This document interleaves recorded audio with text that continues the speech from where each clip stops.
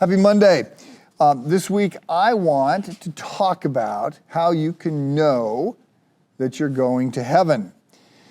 So the plan was to do another minor prophet, and in particular the plan was to do Jonah. I actually even bought another book about Jonah. Met somebody who was watching this and discovered that he had written a commentary on Jonah. And so I said, well, I'm going to read his commentary on Jonah, and I'm going to do Jonah. But here's the deal. A week from now, I will be recording devotions. We'll start recording devotions for Lent. And so that meant there was only 4 days. Jonah, there's 4 chapters in Jonah, but there's way too much in Jonah for me to try and race through it that way. So I decided that I'm going to do something else. So let me just pause here for a second before we turn there and say Lent is coming.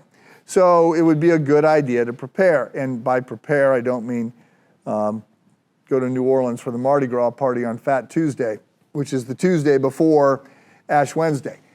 So Ash Wednesday kicks off this 40-day preparation for Easter.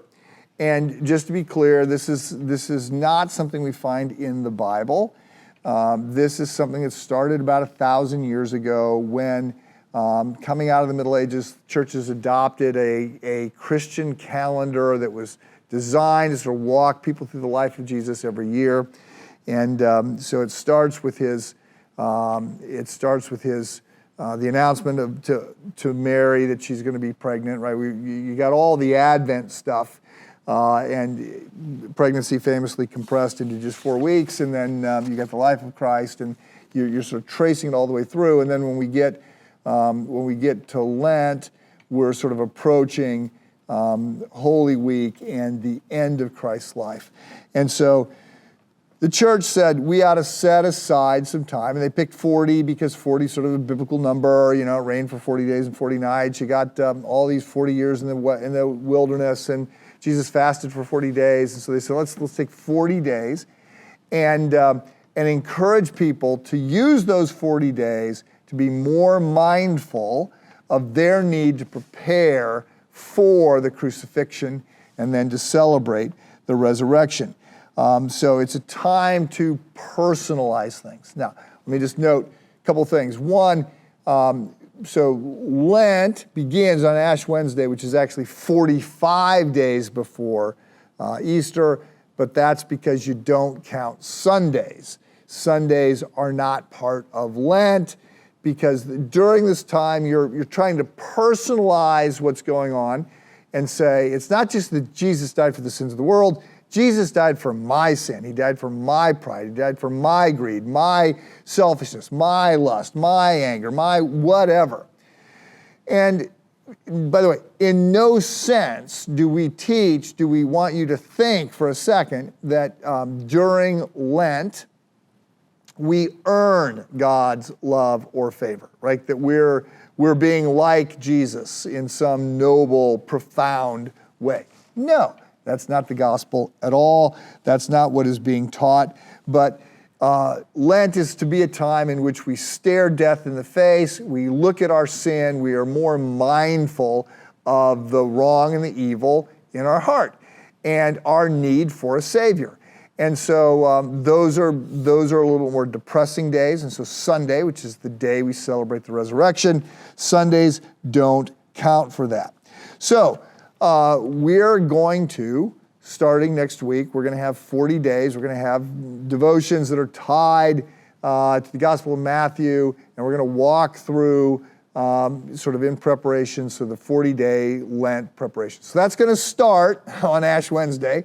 So that meant that I needed to do something briefly, and I worked for a while on doing something on courage.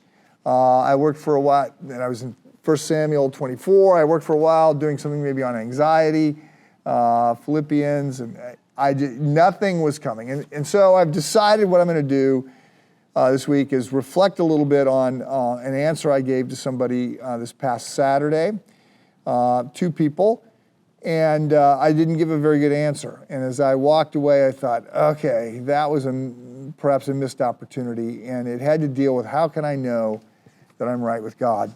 So we'll pick that up tomorrow. Let me just say now that next week, if you are going to sort of give something up for Lent, which again could be a spiritual habit in a good way.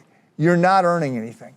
But just as we fast, so fast from certain kinds of food, or we fast from food, or you fast from social media, or you fast from tech, or you fast from whatever, or alternately you take on additional acts of service and you schedule your week that way. Just as those things can be reminders. Wow, I'm hungry. Oh, that's right, I'm fasting. This is another reminder to pray, to thank God, or to be mindful of my sin, or just to head down that path. We're not earning anything, but it can be a spiritual habit that some people choose. So during some Lent, I'll give up something. Sherry, Austin does it a lot. Sometimes you take on another act of service. So that's coming up. So you don't get surprised. Today I'm saying, if you're going to give something up for Lent, or you're going to take on some other act of service, probably ought to be thinking about it now. We'll pick this up tomorrow.